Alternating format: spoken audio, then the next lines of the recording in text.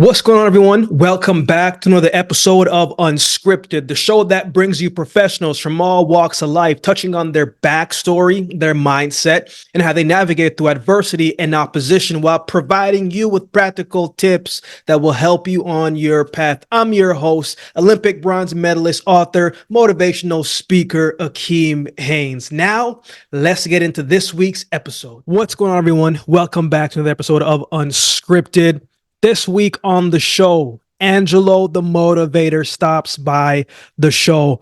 Angelo is a personal life and business coach, motivational speaker, philosopher, and founder of Good Talk and Good Talk Media. I've personally known Angelo for a few years now. I met Angelo a few years back when he was the head of content for this motivational app called Pep Talk. So he and I did some work together. I did some motivational speeches, some tapes, some mixtapes, some audio work with him during his time at Pep Talk. If you are in the personal development space, if you're a speaker, there's a good chance that you might have heard his name or definitely heard his voice in his motivational speeches. His speeches on YouTube have been getting big raves. And when you hear this conversation, I think you can understand why. When you listen to some of Audio's content, you know, it makes you think. It makes you dig deep to uncover some things about yourself. Not to mention, Angelo's voice, it kind of just draws you in. But to understand the layers of his speech, you have to go back to the beginning of his life and his upbringing to understand him a little bit more. So in this episode, we get into a little bit about that. We talk about him and his family moving from Nigeria to Cleveland, Ohio, lessons he learned from his parents, how the 2008 stock market crash changed the direction of his life, how his postcard business pushed him to focus on making an impact. We also talk about the one question that he asked himself that would help transform his mind and belief into becoming greater, into becoming more. We talk about how he turned the painful moments in his life into purpose. We talk about the start of Good Talk and the inspiration behind it, and so much more. We uncover a lot in this episode. This is an episode I believe that you will enjoy. I know I say this every episode, but it's because I believe it. There are a lot of different topics and emotions that Angelo touches on that resonated with me, and I'm hoping it's the same for you in this episode as well too. If you are someone who's looking for a platform that will not just help encourage you and motivate you, but also help you to think differently, then I hope that you highly consider downloading the Good Talk app and check it out. All you got to do is just type in Good Talk on the Play Store or App Store, whatever phone device that you use. You just type in Good Talk in your store and it will come up. I know once you download it, I know that there is something there that you will get from it and you will enjoy it. So with all that being said, I appreciate each of you and I hope that you enjoy this episode with Angelo The Motivator. Angelo, first and foremost, man, I appreciate your time as always. You and I have a history, which we'll get into a little bit later, man. But I always like to start the show the same way, especially I started season 3 this way. I'm going to start season 4 this way because I believe it is important. I always like to start with gratitude, man. So give me 3 things you're grateful for today, man. I know it's funny. My daughter just turned 14 today. Oh, wow. Happy 14th. I know, man. It's crazy. I remember the day she was born. The doctors handed her to me.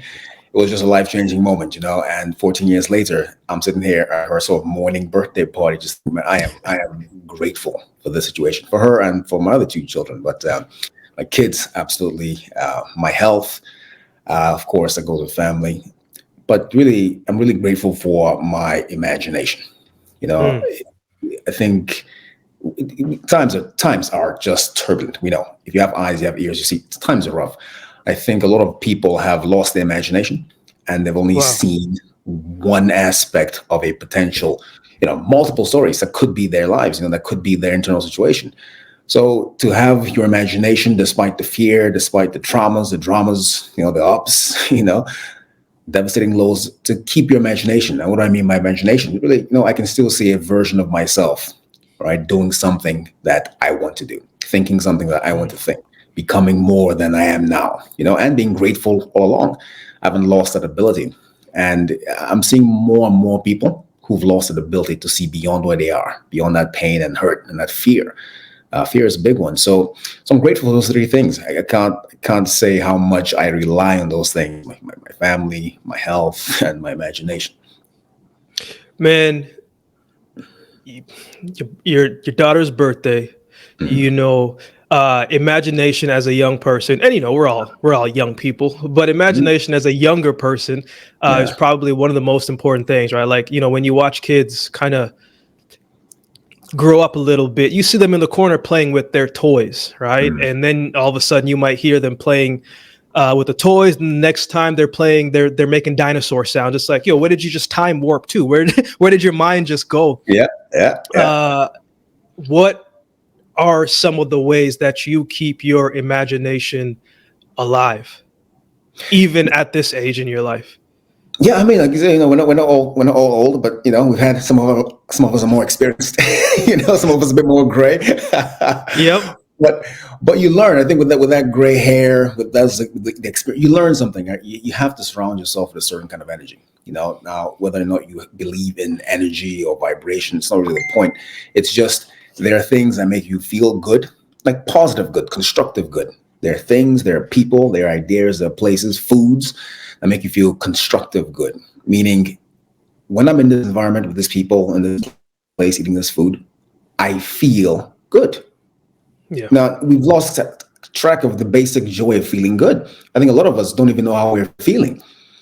We're just going on and on and on. You wake up in the morning, you have a routine, you go through work, you do your thing, come home, do your thing, and we just feel whatever comes in. We're not really taking time to just say, how am I feeling? How am I doing? So when you say feel good, it's hard to actually describe that these days, because a lot of what we feel today is just, I mean, it's anxiety, it's stress, it's confusion, it's panic, it's guilt, it's shame, it's all these different things. And when good comes along, it's just like, okay, it was so quickly, it came along so quickly, and I moved to the next thing. And I spend more time feeling shameful than I do feeling good. So, okay, let's Mm. simplify. What makes me feel good? What makes me feel good? Is it music? Okay, what does that make me? Music makes me feel what? Makes me feel as though, man, I'm back in the 90s again, right? Or I'm back in, I remember this time with my friends or my girlfriend or my wife. It makes you feel something. Maybe eating certain foods, makes you feel like home. Now, again, constructive good. If you eat certain foods that happen to be chucked full of fat, may make you Yeah. feel good, but it's not constructive to where you may want to actually be going in your life. So just making sure I feel good. I take time out to feel good. I laugh every day. It's a point to laugh. I have to go out there and laugh. I'm old school, right? I like Martin. That was just my show back in the day. So it's goofy. He's a goofy dude, but it just makes me laugh. I get something out of it. I like people who have a great attitude, great outlook on life. We just talk, hang out. But that to me is the foundation for having a great imagination, because it's really hard to see yourself somewhere else where you are sucking up all your energy. So Mm. this frustration I'm feeling around the relationship, around finances, around this and that, it's preventing me from seeing myself as, hey, actually fulfilled in the relationship, or actually financially abundant, or at least secure, right? It's preventing me from doing that. So if I go to a situation, i.e., places, people, things, ideas that make me feel worse than I feel now, what are the chances that my imagination is going to be revivified to take me somewhere Mm. else? But if I'm in a situation where, hey, okay, maybe I'm feeling a bit anxious about a financial situation, I'm going to put Martin on, or I'm going to get around certain people who can make me laugh or who can make me think about other things. So it just helps me increase my energy to a different place, and from that point, I can begin to see myself somewhere else. Okay, maybe there's a new possibility here. It's kind of like that, maybe sometimes you're struggling with an idea, you just kind of walk away from the idea, go Yeah. for a walk, and then boom, something happens. Yeah. So you have to create some distance between you and the problem. Once you can do that in that space, something happens. It can be spiritual if you want, you can call it whatever you want, but the fact that it works, this is a fact. It absolutely works. So just creating that space, man, to make sure I feel good, to make sure I feel alive. And like you started your show off with, gratitude, it helps. What am I grateful for? All of a sudden, all those big problems, so-called big problems, really start Get a little shrinking, smaller. get a Yeah. little smaller, give it more space. Again, creating that space between you and the situation, and you say, "Hey, let me think." Something, next thing you know, boom, something hits you, new idea. But for me, it keeps you. And there are different ways to keep your imagination alive. Some people are just, the athletes. They go out there. They're climbing mountains, riding bikes, hitting the gym. I'm like you. Track and field. So I Yeah. know that feels like it's a solo sport to an extent, but no, the different techniques. But for me, that's what works. Just feel good, like really cultivate feeling constructively good. Man, one of the things I always appreciate about you is your perspective on certain things and your outlook and how you look at a problem and you try and solve the problem, but you have to go internally to solve that problem. But, I think I believe in order to understand the person, you got to go back a little bit more because, coming from where you're from, Nigeria, moving to Cleveland, Ohio, like that's a bit of a drastic change, man. Mm. Especially as a young person, 10, 11 years old, you know, we, you talked about being internally and trying to figure out the feelings, man. As a person in a Nigerian household, feelings really isn't something that Yeah, you're really talked about. You know what I'm saying? If you know what I'm saying? And I know because coming from the Jamaican background, yeah. but man, even at those young early years, right, transitioning from Nigeria to America, a lot of different things. But as a 10, 11-year-old young boy, man, what do you remember most about those drastic change is? I remember my mother. Again, coming from a Nigerian household is a treat. It's very there's a certain expectation, of performance, and that performance takes place regardless of your sort of internal situation. There's a mission, especially leaving the country. It's like all eyes on you, whole thing. All eyes on you, all eyes on the family who was able to make it out. You guys go out there, you have an opportunity, don't mess up, sort of thing. So everything's at a premium. Education's at a premium, discipline's at a premium. My father's instructions to us was, hey, don't embarrass the name. So he was working 3, 4 jobs actually, so he wasn't around, but so we had a little freedom, to Mm-hmm. get in trouble. Yeah. So you could use that freedom to really optimize the situation, or you could use it to get yourself in a tiny bit of trouble. So that was sort of the context. But my mom, I remember her because she was one of, I mean, everybody's going to say the same about the mom, best mom in the world, right? But she really was, or is, I should say, because she was the nurturing type. She had the softer side of things. I mean, everyone loved her, So in Nigeria, everyone from all our, you just loved her. They loved her style, her approach, very kind heart. So there's mom and there's dad, who's the warrior. Now, the Yeah. sort of the traditional male warrior, very few words, high expectations. The love comes in, it's expressed in a different way. Yes. It's expressed with a rub in the head, or look, or a head nod or something of approval. But the expression of "I will always come home." That's how man showed love. You know Mm. where your father is. I will come home. You know he's coming home. He may be gone for a few days, weeks, and or something, but you always know he's coming home. So that was that version of it. That was as affection as you're going to get. But your mom is a whole different story. But when we made that transition to the States, I was about 9 years old. I remember the concern on her face. She had a sort of Mm. concern because she knew it was going to be hard. Leaving the sort of very community centric feeling of Nigeria to where we grew up, to the States, it's a different thing. Black means something else. Mm. I Yeah. remember my grandmother sitting us all down and telling us, hey, listen, you got to understand, this is not the same sort of thing. You're not just a black person, you're black in America now. That means something else.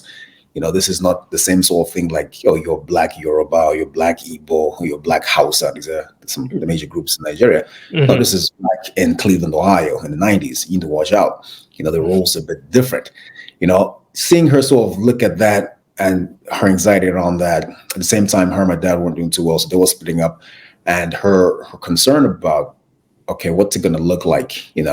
How these kids manage if I have to sort of remove myself from the internal picture, from the household picture. So, and that's what exactly happened. Long story short, in the 90s, I'm in Cleveland. I'm with my dad. Parents are split up. I'm spending a lot more time with dad. And just, he's a hard dude. He was a hard dude. And hard for, I think he was the right kind of hard for me, the kind of kid I Yeah. was. You know, let me give you some background on my dad. This guy in what was it, 90 or 85, right? He gets shot in the head. There was an armed Jeez. robbery, broke into our home, and I'm just an infant, right? And he's trying to defend. And in the course of defending, he gets shot in the head, like bullet to the head, right through the eye. And my mom's in the bathroom holding my brother and I, trying to make sure these guys don't come in. And long story short, he survived that. He survived that slight coma, came out, survived it.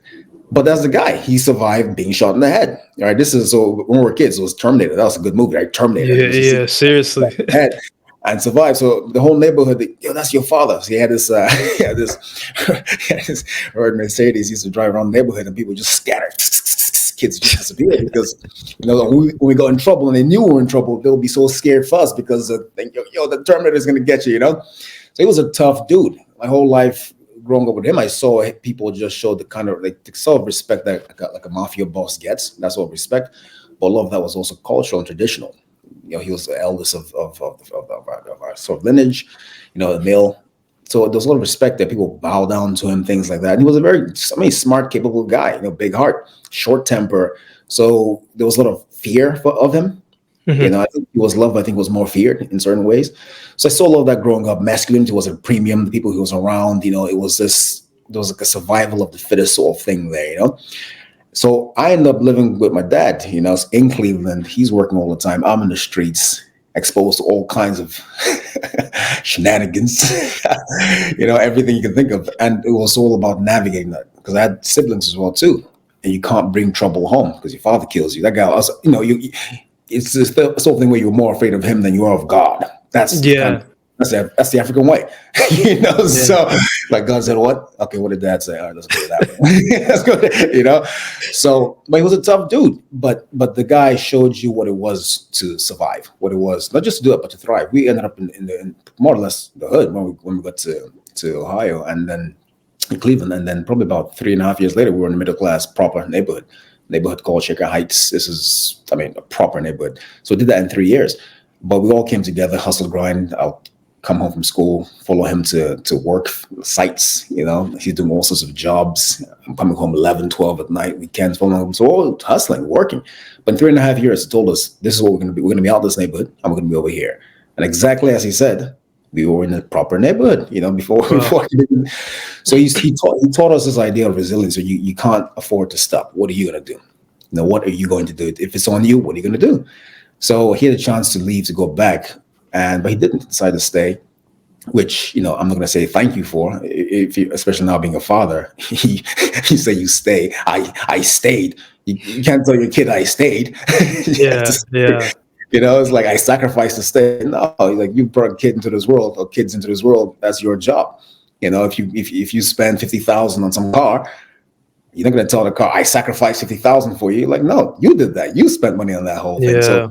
So he stuck around, which I don't. The only reason I make emphasis on is because a lot of guys didn't stick around. I saw some of my friends that dads just split or were never in the picture in the first place. So while he was a hard guy, I appreciate every sort of lesson learned through that. And of course, he got older. He got a lot softer, a lot more vulnerable, things like that. You learn lessons and all that stuff. But survival was at a premium, and he taught you how to do that in a very sort of dangerous intersection. Being a black kid in the 90s could be in some cases a death sentence. So we survived all that stuff. I have 6 siblings. We're all thriving despite certain issues that we were involved with when we were kids.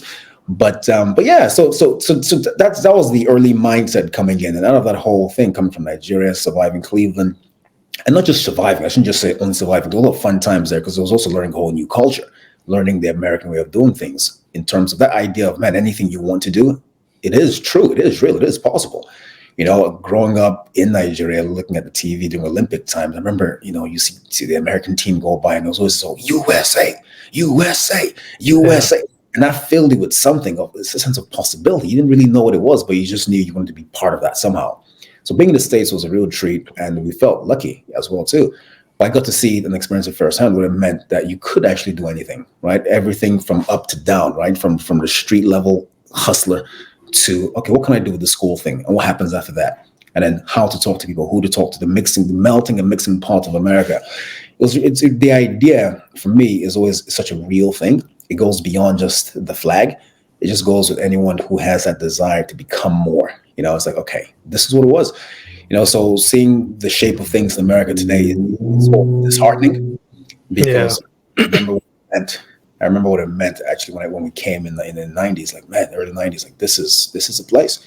And that feeling, it's such, you talk about energy and moving, and the sense that I can actually be and become, it shouldn't be taken for granted at all. Because coming from places like you, obviously you know where you came from, I know where I came from. That's not it doesn't it's not guaranteed. There's no I could be and become. Is this is what you do, this is how you do it, this is when you do it, and this is all the possibility you can get. You got people with PhDs in the street selling oranges, selling bananas, certain mangoes. It's like, well, so many possibilities.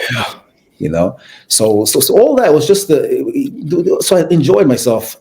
I was very clever, because you have gangs you have to be a part of, but you can't be part of a gang because your father gives you your instructions. So it's like, how do I navigate that? And these dudes coming home from school every day, these guys were trying to recruit. My older brother, he was a wild dude. No one could tell him what to do. So I remember once he was on his bicycle chasing a gang member with a chain like this, swinging his chain because somebody threatened to beat him up. So he said, I'm going after them first. Yeah. So you have to come back and create peace because those dudes end up breaking into your house, breaking into their cars, attacking your siblings, all that stuff. So I have to figure out how to create peace with those guys while still not being totally affiliated. So there were different things going on, but so it taught me a lot. But one of the things I realized later on, is that it also sort of robbed me of my vulnerability thing where your masculinity is at a premium. This is where you get this whole trope of the toxic male, toxic masculinity, right? Is I have this mom who's incredibly beautiful, just spirit in and out, and she teaches you the softer side of things. She's showing you the balanced side of things, And at the same time, I have this father who's showing you this is what the world is, and this is how to get in this world. This is how to get along in this world, how to make it in this world. And he was right. I couldn't deny he was right. And you're trying to balance that. So when she sort of moved out the picture, I'm with him. Take all that I said to you and you put that in the street. And it's like, oh, you have to kill, at least shut down your vulnerability. You can't be vulnerable. Yeah. And can't be vulnerable means you can't trust. And when you can't trust, it means you build by yourself. When you build by yourself, it means things are more likely to collapse, and you can repeat that cycle over and over. The things you can build great empires and they keep falling apart. Great this and they keep falling apart because you don't trust anyone, So I had to relearn some of certain things, but at the same time, I can't say that the experience was entirely bad. It was actually, for me, the kind of person I am, it worked for me.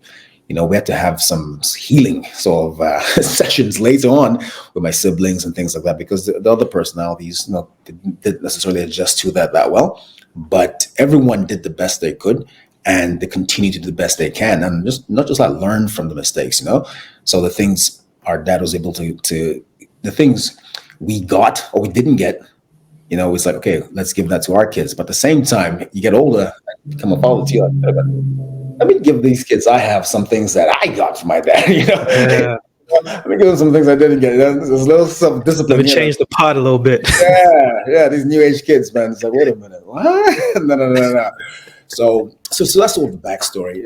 It's like, excuse me. Hey, go ahead. I interrupted you. And one of the questions I had was the unlearn process. And I actually want to talk about that a little bit later, because this next thing made me think of, man, as obviously every parent, every generation wants their kids to be better than them in some form, in some way. And a strict think policy, especially from the people that I've known from Nigeria, from African countries, and from Caribbean places, and just immigrants in general, coming to the stress on education. Even though you were seeing all these different things in the streets, you're trying to learn all these different things, you still were able to get that education. But from a high school standpoint, man, the pressure of society, right, telling you the question is, what are you going to do after high school? Did you apply to colleges? Did you get into colleges? What are you going to do there? Like that mixed with the expectations from family, the societal forms of what are you going to do next can be very, very overwhelming. For you, what was that process like? Because hey, you know, for those that don't know, man, you know, you are degreed up. You know what I'm saying? You degreed up. But Mhm. how were you navigating through that process? And from a future perspective and viewpoint, was college something that you thought about? How did that come into the mix? I think it's a very good question because there's some detail in here that I think some people miss when they're trying to describe their experience, right? In terms of their upbringing. For me, from a very early age, I saw my parents playing these two roles, right? These two roles. Now, again, I've described my dad as a sort of a strongman figure. My mom as a sort. She was no pushover. Don't get me wrong. If Of yeah, course. you got in trouble. So softness in Nigeria means something than softness here. So softness from mom. I mean, you're still gonna get a pan thrown at your head. So that's a version of softness. And if you think that's tough, see what the other kids are getting. When it comes to all Exactly. this. But just to say, she was not a pushover, but she was very in touch with okay, what outcome do I want here? What sort of children I want to produce here, right? And she's raising, she had what, 5 boys, and she's raising a bunch of boys. Like, what do I want them to be when they grow up, right? So she had a certain outcome she was raising for. So in the household, you got this dynamic working, and this is the dynamic you should be looking for in a sort of healthy household raising kids. You have the masculine impulse. I wouldn't say it's necessarily male in terms of genitalia, but I'll say the masculine impulse. It could be a female, but the masculine impulse is striving for order. The feminine impulse is striving for balance. Now out of order comes the sense of purpose. Out of balance comes the sense of identity. So a child in that situation is getting a sense of identity and a sense of purpose. Identity and purpose. That's what these two impulses are giving. So and that was working really well in our family. So when you looked at it, it doesn't matter what fell apart and what stayed together. At the end of the day, you end up with these kids who have a really great sense of identity and a sense of purpose. That's the thing your father's driving you for, the purpose. Your mother's pushing on the identity part, meaning, who am I? Talk about how you feel. Don't just react like this. The first big word I ever learned in English was considerate.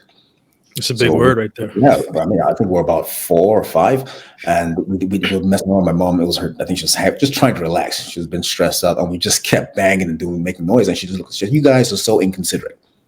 You're so inconsiderate." And you could tell she was hurt. And so, what does that mean? She was always trying to teach us these kind of things. Like, so we'd go out and get these flowers, like these wildflowers, and bring it to her and say, "Mom, sorry," it's the whole thing. But she was always showing this aspect of there are things called feelings. You absolutely have to investigate those things, and they matter, and they affect the people around you and the environment you're in. And when you say things, it matters because it affects people this way. When you do things, they matter because it affects people this way and also affects you this way. So you take time and you talk with us and we go on these long walks and you give us stories. And through all that stuff, you get a sense of, this is how you develop a sense of identity. Okay, I am this person. I feel this way. I don't feel this thing. I like this thing. With your dad is a bit different. You're getting sort of, it's kind of like being with a warden in prison. Like, listen, here's the thing. I love you, but this is going to be like this. This is what you get to do. You get these inches and you prove how well you can work these inches before you get these miles. And it's always a whole thing and redirection. So, because he's preparing you for something. So when you come out and say, yo, I know who I am and I know what I want, I have a purpose. So the outcome I was driving for right from, arriving in the States, high school, middle school, high school, college was always, look, you got to go protect people. You got to take care of this. I come from a big family. It's like, you got to go take care of this. How do you take care of this whole thing? So my outcome was about being able to provide. That was the outcome I was looking for. How do I provide? And not just in the traditional ways, but it doesn't matter where I am, give it to me. So is it through education? Great. Let's go for the best. Let's go for as high as we can go. Great. Is it through networking connection? Great. Let's go for the best. Let's go for what we can go. So I literally went right into banking, investment banking, and then commercial real estate banking. So I was into the finance world, doing that in school, networking, all that stuff. So the focus was definitely clear. The identity part of it it was clear because I got something, but it wasn't as clear as the focus part of it. Because when we split up, I lost that direct access. It wasn't in the house every day, and becoming older, you're a teenager now, certain things you naturally keep from your parents, so you lose that access. And then you're trying to somehow model that You're trying to model that as you get on with girlfriends, you get on in university, meeting people. So you can't really model it all the way because your mother's Part trying of to show it's you missing. something, Yeah. right? And the other impulse is too strong. So essentially, I've always known what I wanted. I've always known I want to affect change. I want to help people, all this stuff. But the me part of it, while I had a strong sense of my identity, there were holes. There were certain holes there. Again, you talk about the vulnerability aspect that was dampered, that was weakened. It prevented me from seeing the whole part of me, because if you're a fighter all the time, you tend to fight by yourself. When you need sometimes to be a gardener who needs to garden with other people, Yeah. those aspects of your personality come in. So that took a toll. As the years went on, it certainly took a toll in relationships I had. I noticed I was getting to certain patterns with women, the same kind of pattern, and it's like, okay, fine, I'm going to do these things and hope you stay. This is the subconscious mind working. This is not my Mm. conscious mind. So I will help you get stronger, right? There's a lot of women who come to me, just people you meet, whatever, and you see, and they admire this idea of, man, this guy is such a fighter. Yeah, cool. How can I get strong like him? And it's this exchange. I'll teach you how to be strong. I'll teach you how to be resilient, how to all that stuff. And in the back of my mind, what was really going on, unbeknownst to me, was like, I hope you will stay, right? Because I noticed what was going on with my mother. If I do my work and go all the way back, I'm like, man, she couldn't stay. Not because she just wanted to, but she couldn't stay. The dynamic was off. She couldn't stay. She did everything, but she couldn't actually stay. But I realized, man, she wasn't being fed in this relationship. Her wings were being clipped. So in my mind, the business, I guess this would be like a 9-year-old mind, right? Operating as an adult. It's like, man, so if I give them what they need, the resilience, the power, and all that, then they will stay. Meanwhile, that wasn't it. It wasn't it. I had to give it to myself first. I had to give that stuff to myself, and that was packaged in this idea of it's okay to be vulnerable. So once I gave it to myself first, then I could now give it to the women in my world in a more constructive way, as opposed to an exchange of, if I give it to you, you stay. It's like, well, no, they're also growing and developing and going through their challenges and all sorts of things like that. So it became this whole thing whereby you can know what you want so much, all that, you get there and satisfied. What's the problem?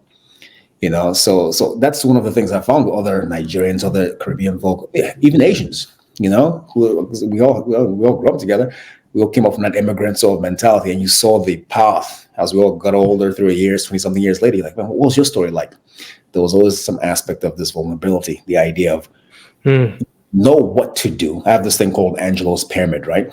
It's like this identification pyramid. So there's at the bottom is the doing part. I identify myself as what I'm doing, right? So I'm a doctor, I'm a lawyer, I'm a this. Then above that is the how part, right? It's like, the who part.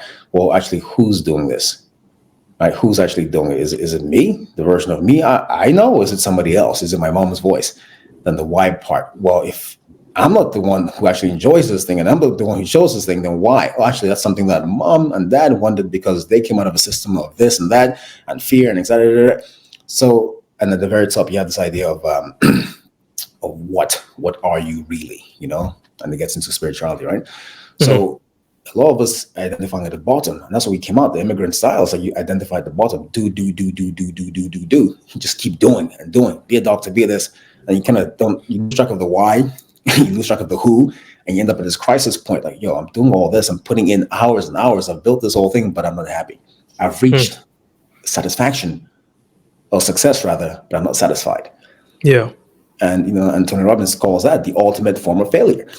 Right, to succeed and not be satisfied is the ultimate form of failure, and that's a real thing for certain immigrant groups.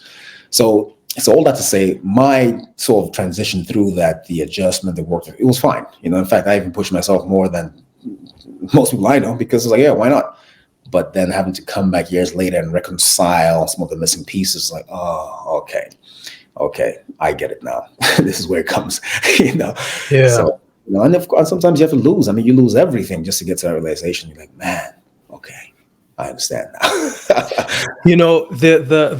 think that's such a double-edged sword, right? Losing and finding strength at the same time, because nobody wants to lose. No. I've been through a lot of different races in my career, games. I never wanted to lose a single one.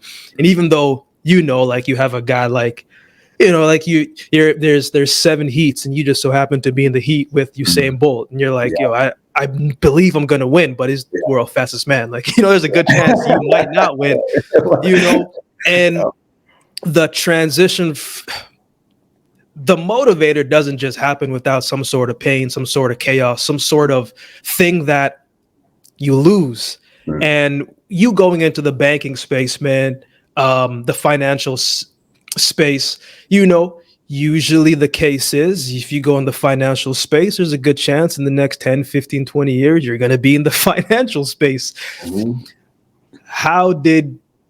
What went wrong for you to make that transition to this purpose-filled perspective, viewpoint of understanding that there's got to be more to me?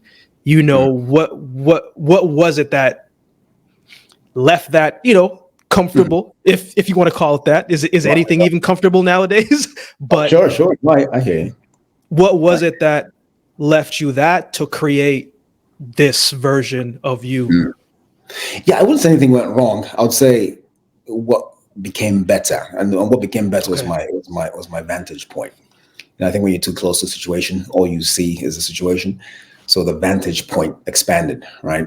And so I was in banking, and things were smashing. Things were going really well. I was making a lot of money, making more money than a lot of people combined. And that's just on the base, and then the salaries and the bonuses or something else. So it was good. But at the same time, I was caught right up in the 2008, 2009 financial crisis, and that's when I got my first taste of it. And that taste is a feeling that I didn't like. So again, coming to America was this, coming to America, right? What a movie!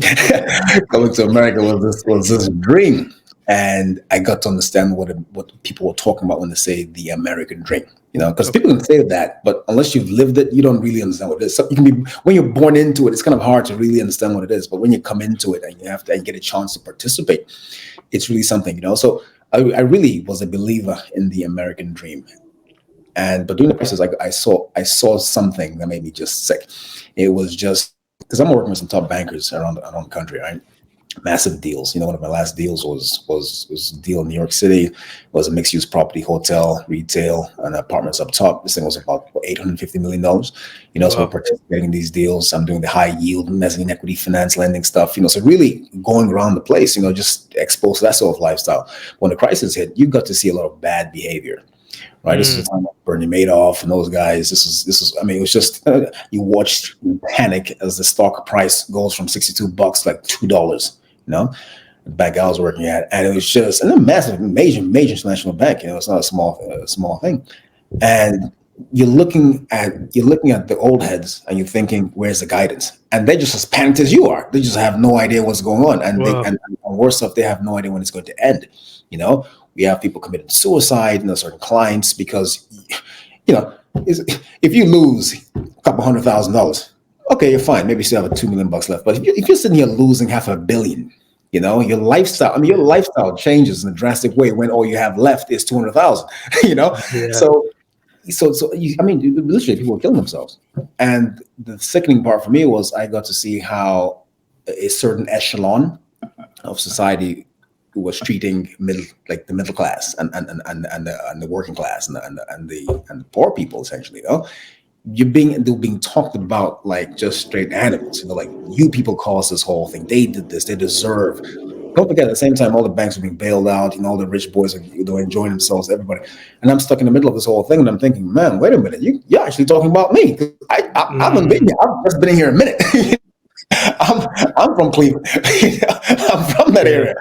216. I'm from those streets, and it's like, oh man. So this is the mindset, and I just didn't appreciate it at all. I just saw, man, so everybody gets bailed out, but middle America, and from that moment on, you got to see the middle class get gutted and gutted and gutted. Without I'm just relentlessly so, and it's still happening today. There's some people who never made it back into the middle class. So that turned me off in a big way, man, in a massive way. And so I was one day, I remember as everything was crashing, it was just falling apart. Yeah. I don't know, I just started writing. Yeah, I started just writing. So, and I looked down at what I had written, and I said, man, this is actually pretty good. So I wrote some poem, and I was like, Words are simple things that masquerade what your smile means to me. After all, how precisely can I describe what air means to fire or what forever means to love? I just wrote that, I was like, man, and this is actually kind of good. This is not bad. So I started thinking, spend the days thinking. At the same time, I decided to go to grad school. So I'm going to grad school. I'm working. Got a 1 year old at the house. And it's just like, man. So I ended up turning that thing into a greeting card company. Mhm. And so next time we're doing business next to Papyrus and Hallmark, you read all those Papyrus cards or Hallmark cards. It's just this long kind of sentence. Thank you for being my wife. Thank you very much. You're beautiful. And it's just like, come on.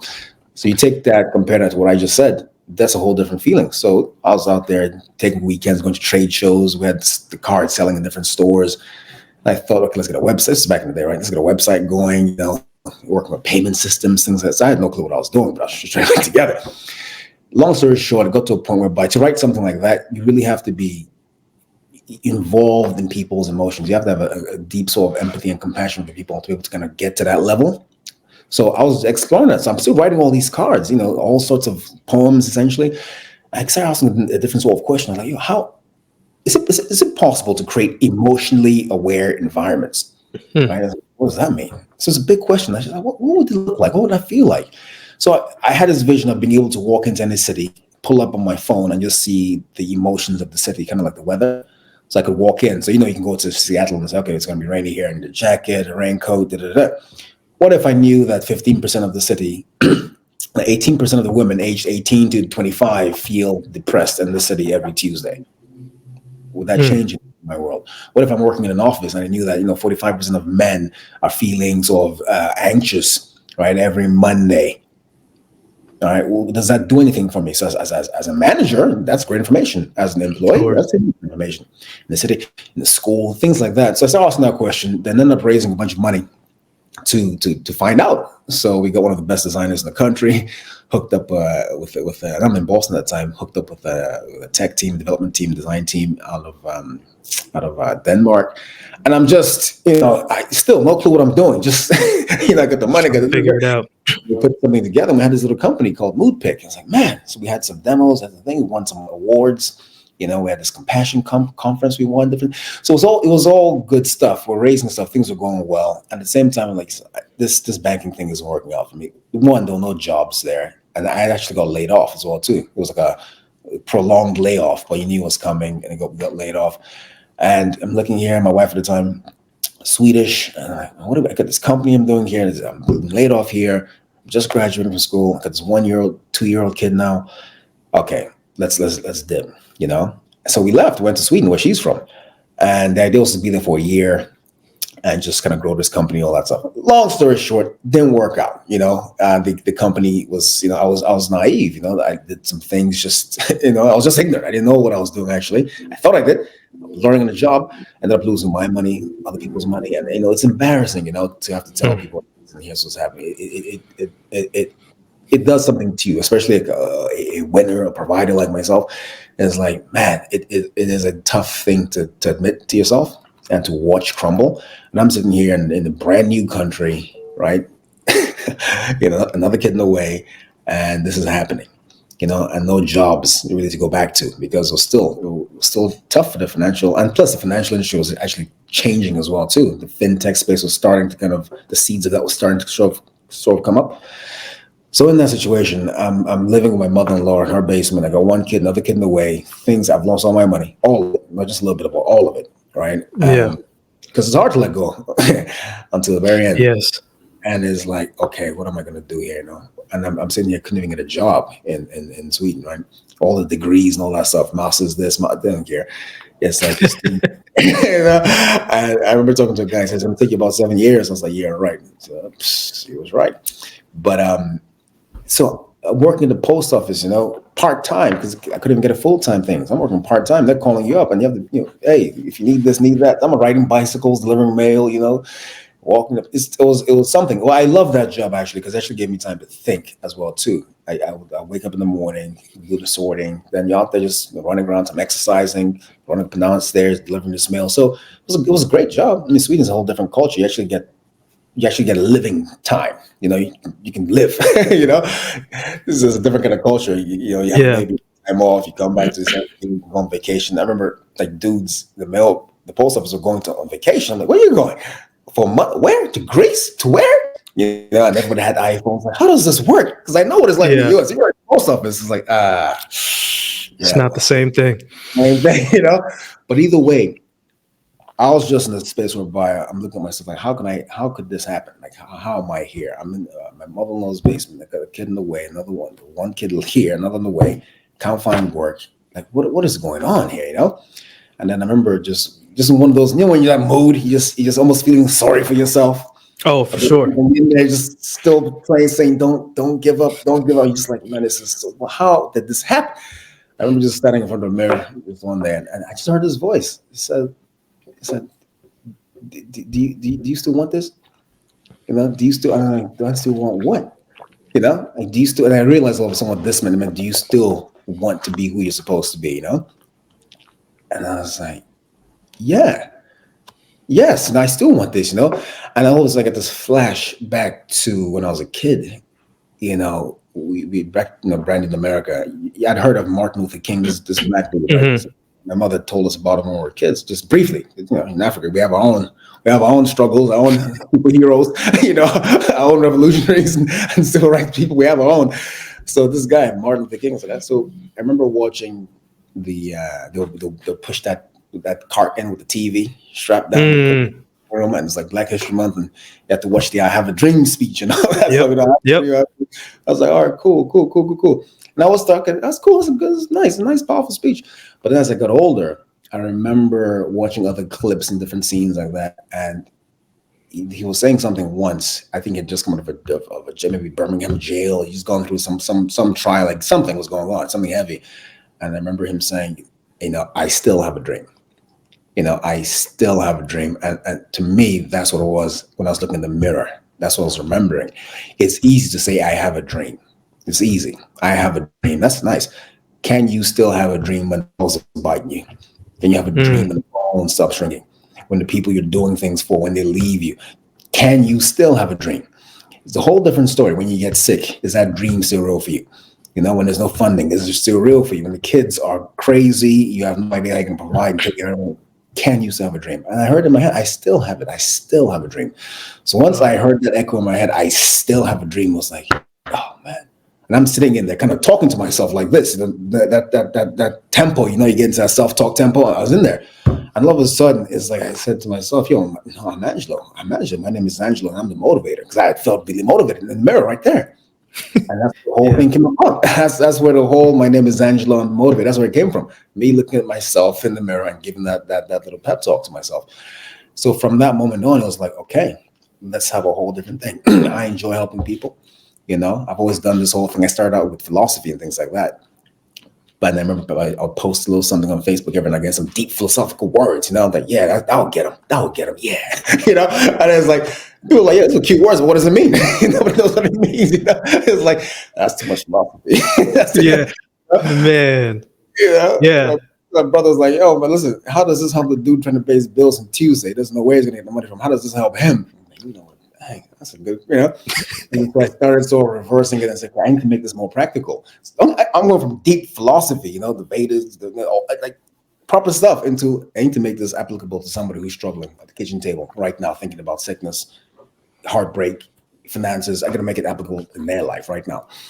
Because I put my first video out on YouTube, and it's just, you know, it's still on there actually. I keep it on to remind myself. It's you know, I put this little plant in the corner, got a little suit on, you know, make sure the scene is right. The creative mind of trying to put together the right things, making sure it makes sense. No, man, it's the details. And details, you know. So I had this whole thing prepared. I was going to say, and I guess I got through it, but I don't remember a thing I said. It was like a hot flash, and the whole time I'm in there talking like this, and I try to make it looking confident.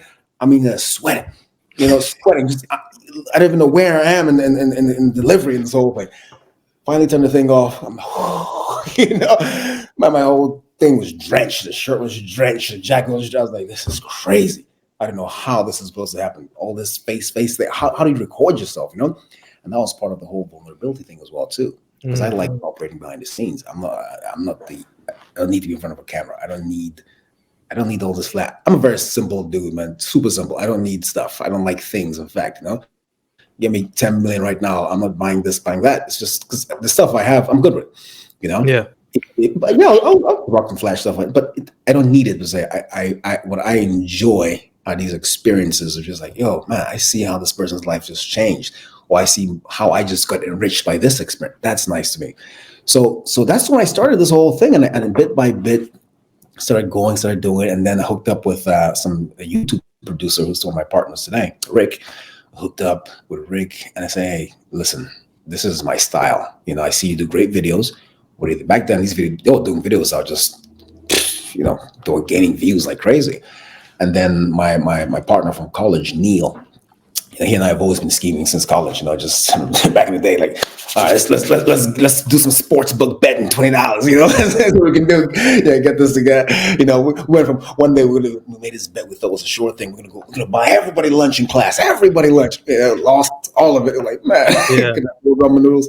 So, but he's always been my partner. He was one of these guys who come with ideas all the time. So it was like Rick, Neil, and myself, and we said, all right, what can we do here? So Rick was producing these crazy videos. I was providing the content. Neil was doing the marketing. And these videos are doing crazy views, man. We did those videos they called Time to Change. That was our first reel. Like, okay, it's time to change. I was finally comfortable in my skin in this game.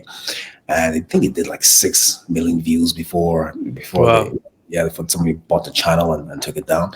But that's how it started. It was just this whole thing, and then refining myself, and the more vulnerability I allowed myself to experience and feel, the better the content became. It was mechanical in the beginning, you can tell, but now it's just it has a flow to it. It's a mix. It's like poetic and philosophical, but also practical. Hmm.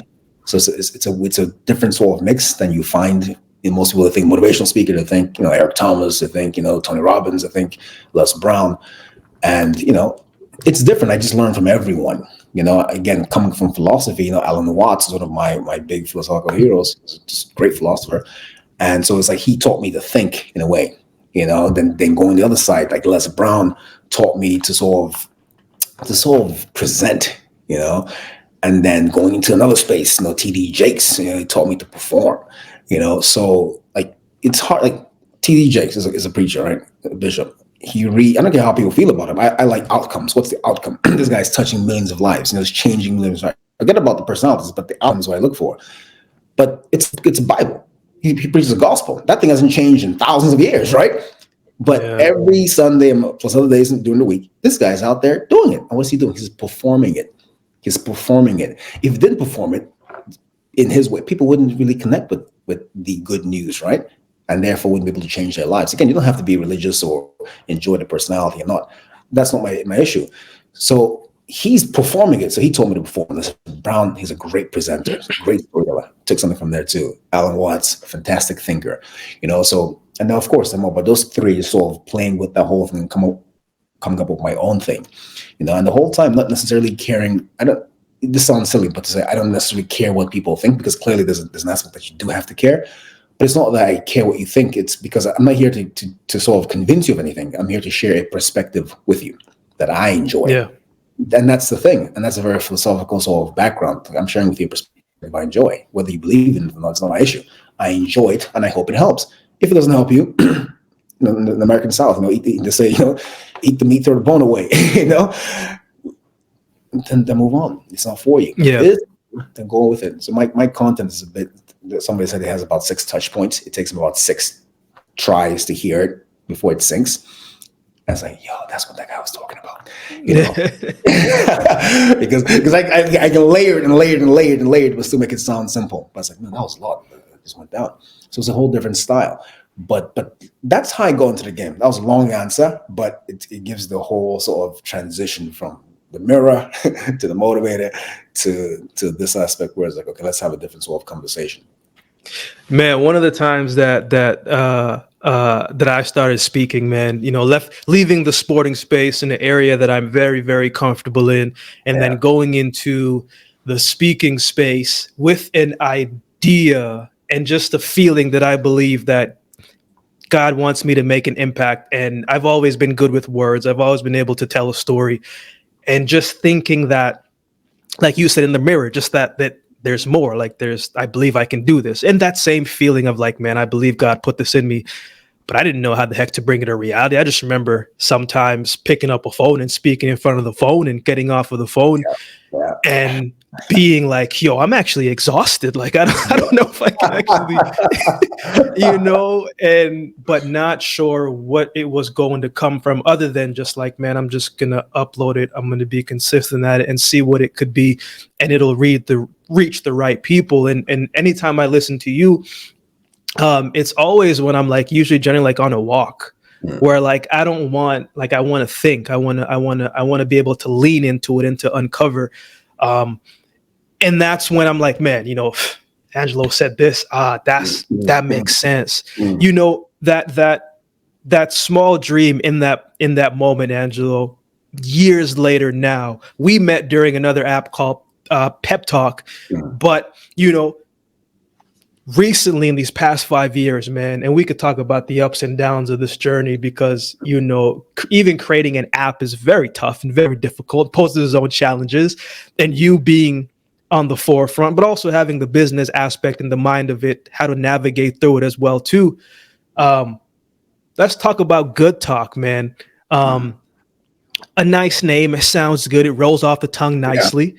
Yeah. But I believe it's one of the best apps out there that not a lot of people know of just yet. So walk me through that journey of Good Talk. Why did you want to start this? The dream that is still there, the investments that you've made. And one thing about you, if you've listened to any of Angelo's stuff, man, it comes from real life experiences and real life losses, learnings, and wins. Yeah. But why is Good Talk a necessity in this generation, in this era of life for you? Yeah, I mean, I think the very first thing is that the experiences obviously mold you, and you and I have known each other for years now, and we've shared certain ups and downs, and generally great highs and devastating lows. And in between all that, stuff, you have to sort of make sense of it all, And for me, being a speaker, when I talk to all the speakers, at some point we get to a point whereby it's like, yo, what do you fantasize about? It's like, what do you fantasize about? And probably 8 out of 10 of them they say the same thing: helping people. Like literally, fantasies about there's somebody who doesn't have enough, and maybe it's a single mom, single dad, and I fantasize about buying them a house and just getting them set up and all that. And that was my thing. I never thought people would think like, because that's literally, these are my fantasies. I don't think about cars, planes, trips. I don't. I think about just people and seeing them better and healthier, because I know what it's like to want and to want to feel better, not be able to get there. I know what it feels like, and I always thought, man, this is what I want to spend my life doing. So at this time, why is this thing necessary at this time? It's simply that I think people are desperate. People are lonely. They need compassion. They need empathy. It's tragic to see how many people have no one to talk to. They don't talk about anything. No good news, no bad news, just nothing. How many people come home every day and I just met with the devastating sort of just grief of being alone. And that's real. That's a real thing. That's a deep kind of pain. And I don't wish that kind of pain on anybody, because it's really something that can tear away at your humanity. So for me, Good Talk is very much a project for people. Don't get me wrong. It is a business. It's a business project for people, not just people on the receiving end of it too, because the people who definitely need it, like we talk, just need to hear something, need a new perspective, need a window, a way out, just a voice saying, keep coming, just a little bit further, just a little bit further. So they need that. Those kind of people at the same time need the kind of people who are the content creators, the speakers, the yous, the me's, and this space we're in, it's not easy to make it. It's like being a starving artist. You're relying on scraps most of the time. The way we're set up, it's like you're operating off social media. You post some stuff and you hope to God somebody hears it. You hope to God you get a following. You have to go build it here, and you have to chase all the channels, chase all this stuff. I got to be on this platform and that platform and this one, that. And you're doing all that stuff. Meanwhile, you hopefully have a full-time job. If you don't have one, you're trying to get one. You have other responsibilities. You have a whole life you're living, and you're trying to perform 24 hours a day on social media for people who may not even see it. Because you come back and you look at all the effort of your work, you get 3 likes, maybe 14 shares. It's demoralizing. So Yeah, there's no yeah, place where speakers, because I mean, you can go if you can make it on a stage and get invited on the stage. That's a different sort of story. But you've already hit a different sort of plateau.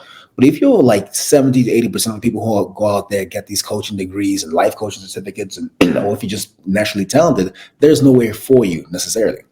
There's really nowhere for you.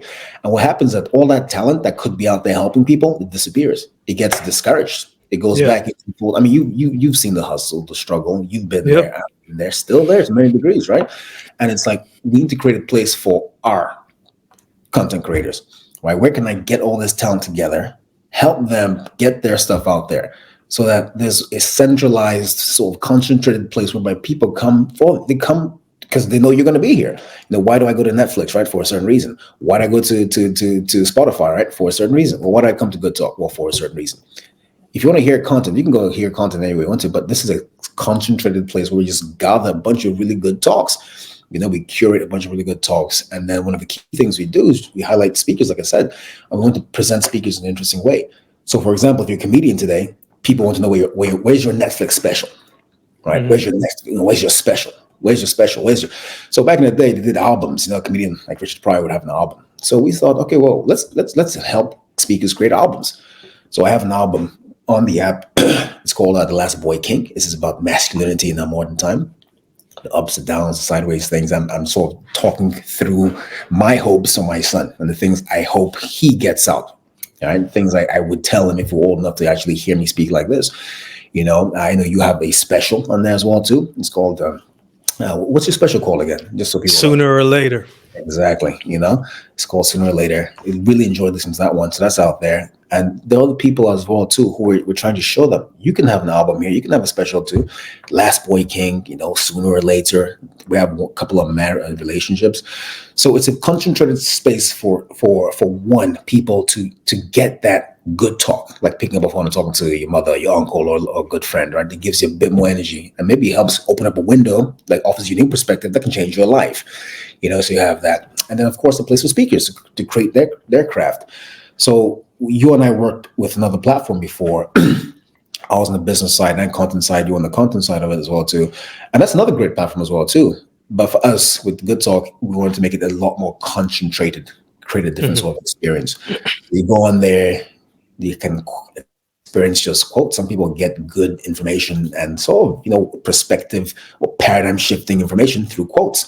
So we have quotes and we do what we call audio quotes. So it's not just something you read, it's something you hear.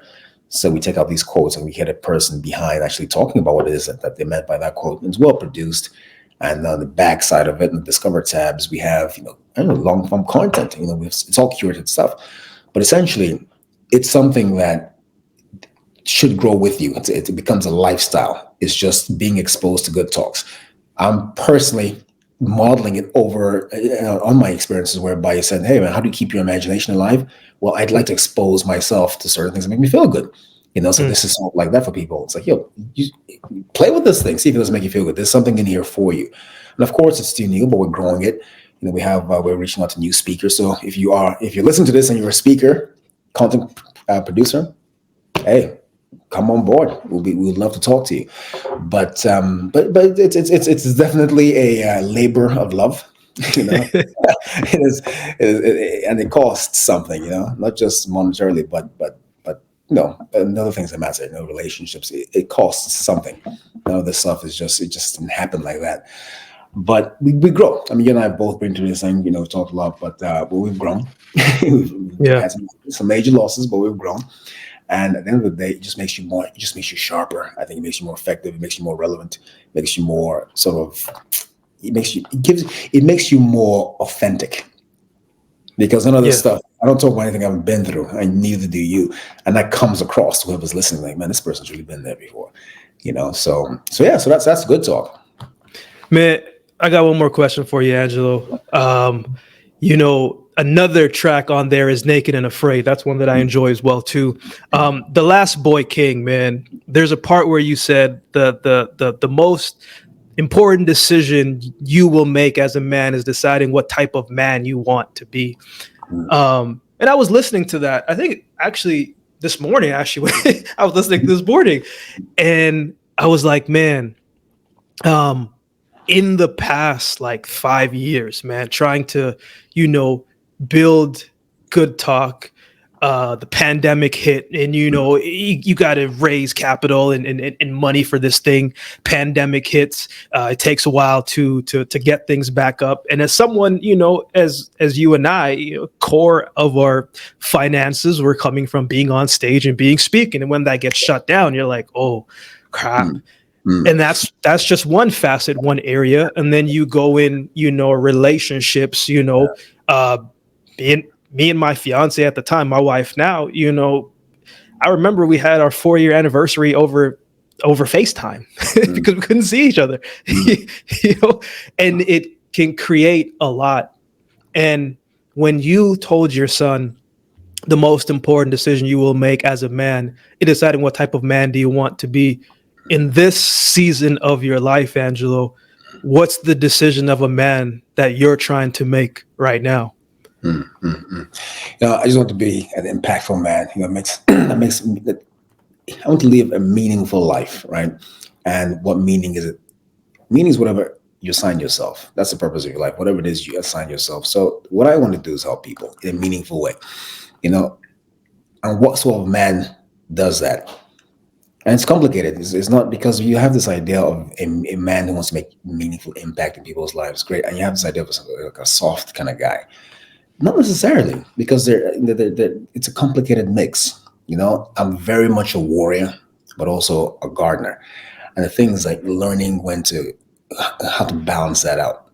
I'm not a pushover, but at the same time, people say, man, you're really in touch with your emotions. You're really able to empathize. You're really able to lean in. I mean, I'll literally go around and enjoy it. It brings a tear to my eye seeing people help people, It does. I feel throughout that whole thing. But at the same time, I can rip your head off Yeah. if you're attacking my house, right? If you're rocking the ship too hard. And we live in a time where you're not really supposed to be a man, right? You're not really supposed to. It's too toxic. It's too scary. Certain elements of that are too, and it causes all this chaos and confusion. How to do this and how to do that. So you start putting labels here and labels here and labels here. End of the day, it's just you gotta care. You have to care, and caring is not just, hey, I come home every day, or hey, I'm doing my responsibility. Caring is deep empathy, right? Deep empathy will change the way you react. So you don't have to label yourself. As long as you're reacting to the situation of a person in need, person suffering, person scared, if you're reacting from empathy, you'll have the right behavior. But you have to be in touch with that. You really have to be in Mm. touch with that. You talk about this business of, this is where, because we can get technical here. When people say, I love you, that doesn't mean anything to me, right? Because people say I love you, it's cheap, actually. Most of it is cheap. If you understand the fundamental nature of love, you understand how deep it goes. You can love a very dark thing, right? Why? Because if I say I love you, what am I saying to you? This is what I mean when I say love you. If I really love you, it's like, I know what it feels like to be you. That's what it means, right? It's not I love you, that's why I come home, that's why I do this, that's why I do that. No, I love you. I know what it feels like to be you. And because I know what it feels like to be you, I'm offering you my empathy. I'm offering you my love. I'm offering you my time. I'm offering you my support. That's what love is. So that's the kind of thing. That's the sort of man I would be, a man who lives this kind of impactful life from that perspective, was like, listen, if I'm here, I'm here for you. I feel you. Really, that's what we say in the back when we're growing up. I feel you. Mhm. I know what it feels like to be you. I can't. So if you can move through the world like that, you can be whatever kind of. You can be an aggressive man. But if you come down to the brass tacks and you behave like this because you know what it feels like to somebody, your behavior will be different. And I think we can use that and change the world. Look. How is it that we can take a bomb and blow these people up over here? Because we don't know what it feels like to be them whatsoever. Mhm. It's pure numbers. And we allow ourselves to get caught up in this game of he said this, and she said this culture, that culture, this religion, that. I don't actually care. All I can tell you is that there are a bunch of people who are dead who didn't do anything wrong. That's what I can tell you. Doesn't matter who's aggressor or who's not aggressor. That's all I can tell you. So the way our entire system works, it promotes this idea whereby, all right, these people are like this, let's kill them. And it's actually, end of the day, it's kind of okay because we're in this team, we're in that team. But I know what it feels like to be that person. I know what it feels like. I'm an African. At the end of the day, it's like I know exactly what it feels like to be forgotten about. You know, there's a thing people say, yeah, they don't want to say, but it's actually true. And now we know how true it is. It's like, they say, one Western life or one American life is worth like, it's worth like, 15 Middle Eastern lives, which is worth Yeah. 30 African lives, and it's true because you get forgotten about really quickly. Coming from Nigeria, Hmm. I heard all the stories. My uncles, grandparents, they all talked about the same thing in terms of how you just get abandoned and forgotten about and the racism and all that stuff. So I know that feeling. So when I look at anybody and suffering, white, black, whoever you happen to be, I know what it's like to be a human being just trying to make it, just trying to get your kids where they're supposed to be, just trying to do the best you can. So Yeah. I can't go blow you up. I can't agree with that. I can't. It's not in my heart whatsoever. Even people who betray you, that betray me, it's like I can't hate you because I understand what it feels like to want to be happy. And when you have that sort of attitude, you begin to even see the bravery in the betrayal, right? Mm. The courage, right? You can see the courage in the lack of drive. You can see all these things more clearly. So Yeah. how can I hate you? How can I hurt you? How can I do this whole thing? At the same time, doesn't mean I won't prevent you from attacking me. It just means that you move in the world a bit differently. So, and you have to have this kind of nuance with your answers because it's a complicated world. It's not just this black and white thing. You have to figure out your position, and that's what it's also like to be a man. You got to figure this thing out. You have to go into a place, and nobody's going to be there with you. It's just you. You have to sort it out. What sort of man do I want to be? What sort of man do I want to be? And once you have Yeah. your answer, you live that out. It's a lot of gray area. I think you learn as you live a little bit more. So, Yeah, like, yeah, yeah, like in track, it's very black and white, yeah, and then it on the track, but then in the business space, it becomes very gray. yeah, Because nobody wants to talk about yeah, how much they're making and how much is mhm, your contract and what's your yeah, bonuses like, and it's yeah, difficult. yeah. Yeah, it is, and that's the thing. You learn you don't need to compete; you just create. So I tell my son, he's a really proper football player, and it's like, dude, man, you're getting worried about competing because you're seeing what that guy's going to do. All your energy is thinking about that guy, thinking about the coach. Where's your energy supposed to be? The experience you want to have, right? Mm. So stop competing and start creating. And I'm telling you that this is a difference. So we're watching this Michael Jordan thing at the Last Dance and all that stuff. I was trying to make your kids watch certain things you think would be good for them, and they're like, "Man, I'm a football player. I have time for this." Oh, he's not interested. So end of the day, it's like, fine, you don't have to watch this. But we're driving to these football games and all that stuff. I said, "Do you know the difference between a champion and a winner?" I told him, winners compete, right? Then winners win. But champions set standards.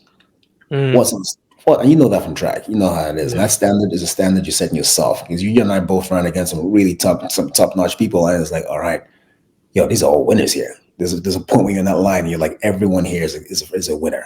You know, everyone here is a winner. How are we going to do this? And it's like, oh, what's the difference here? That guy, he's going to win. He's going to. But what sort of standard do I want to set? Set that standard. That's what champions are.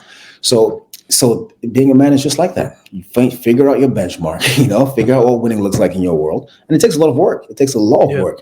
It really takes a lot. You have to overcome certain things you've been through. You have to. End of the day, no one's going to do it for you. You still have to go out to that space and do it yourself. You can ask for help, but you need to do it yourself too. Okay, what sort of standard do I want to set? This standard has to be above the one my dad set because he set his based on where he came from, what happened to him. I need to set a higher one. That was his whole mission in life to help us set a higher standard. Same thing with my kids, help them set a higher standard as well too. So nuance, you're right. A lot of nuance, and it's an evolving story. And you have to be open to evolution. You change. Each of your kids evolves you in a different way. You have to be open to that. You feel like you're that teacher. Meanwhile, it's the opposite way. Those are my real gurus. Mm. If anything you're into spirituality, if you just look at those little kids you have all around you, don't have to be yours. Those are the real teachers. Those are the real Yeah. gurus. Spend time with them, hang out with them, and learn what it's like to, as they say, to become again as a child and see all the magic and the beauty in that unspoken word. That's a beautiful, beautiful world they live in. We can actually live like that too. It's just we've decided not to. Well, one of the ways we're trying to live into that, man, is on the Good Talk app, man. Yes, So, sir. Angelo, I appreciate your time as always, man. Again, this is the regular conversations that we that we have away from Sure. camera. Sure. What is the best way for people to obviously watch what you have going on, your videos, and the best way to support Good Talk, and how can people like download it? Because it's both on Apple and it's in the Play Store. But from a supportive standpoint, best way to grow a standpoint for those that will listen and will check out Good Talk, what is the best way that they could support? The best way to support is just to subscribe. You download the app, you subscribe. The entire app opens up. Everything there is open to you to listen to. But if you don't subscribe, there's still a lot of free stuff on there as well too. But some of the best nuggets they're there, and you pay a bit, but you also help a lot of people out as well too. Like I said, the goal for us here, one of our goals is also to make sure we incentivize speakers to keep creating content, so we pay them. The idea is to actually pay people properly for their stuff. If for example, Akim, you have an album, I have a special out. It's not, these things take time, effort, Yeah. thinking that goes into the creative process, all of it, the production, all of it costs something. So I'd like people to say, hey, here's a chunk of change. Why? Because I want you to come back, or whoever else, I want you to come back. Create more stuff for people, so people will get value out of this whole thing. So subscribe definitely helps us out every time. And if you can't subscribe, hey, just download the app, and experience what there is. And for my personal sort of brand, Angelo The Motivator, you can find me on YouTube, Instagram, Facebook. Just type in Angelo The Motivator and something will pop up. Angelo, appreciate your time, man. It's always love, man. And, obviously we'll talk a little bit later. Yes, sir. Always, man. Always good stuff.